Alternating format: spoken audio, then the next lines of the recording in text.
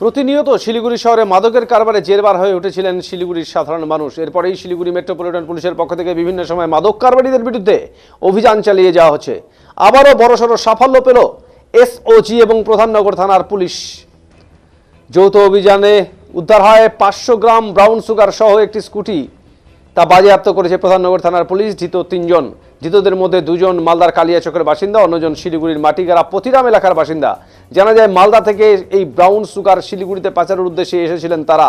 হাত বদলের আগেই পুলিশের হাতে গ্রেপ্তার করে তাকে উদ্ধার হওয়া মাদক পাচারকারীদের। এই মাদকের বাজার মূল্য প্রায় কয়েক লক্ষ টাকা বলে জানা যায়।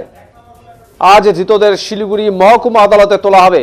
তবে এই মাদক পাচারের পিছনে আর কারা কারা যুক্ত রয়েছেন, পুরো ঘটনা তদন্ত শুরু করেছে শিলিগুড়ি মেট্রোপলিটন পুলিশের আধিকারিকেরা।